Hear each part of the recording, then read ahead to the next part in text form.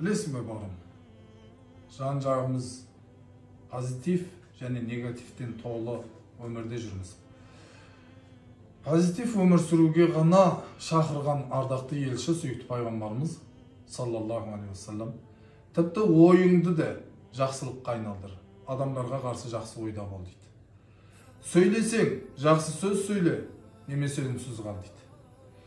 Ал қасиетті Құранда кімде-кім иман келтірсе, жақсы амалдар, ізгі амалдар істесе, оған жәннат бар дейді.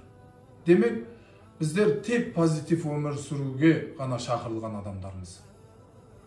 Ендеше негатив жағы бар. Жаман ойлау, жамандықты айту, жамандықты жасау. Одан алатын пайда жоқ. Қараңғылық және күнәлар.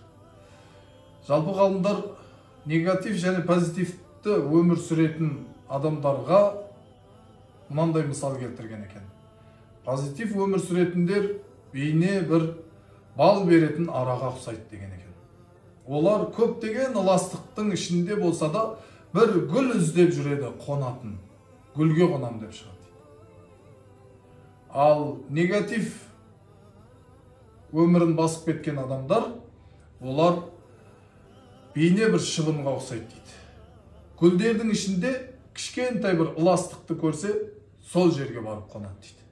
Сондықтан өзімізге қалған екен, бал беретін араға не шыбынға ұқсамыз. Ардақты пайғамбарлардың бірі шәкірттерімен бара жатса, өлексені көріп қалған екен. Сонда жанындағы шәкірттері барлығы мұрындарын ұстап сасып кеткен екен.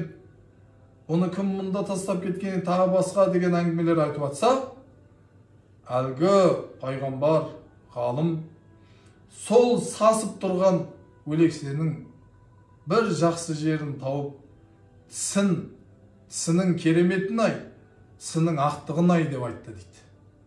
Міне адамның өзіне байланысты екен.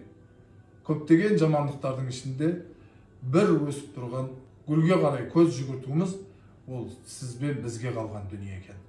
Сондықтан елімізде, мынау жарық дүниемізде көптеген позитивті айтып жүретін дүниелер бар.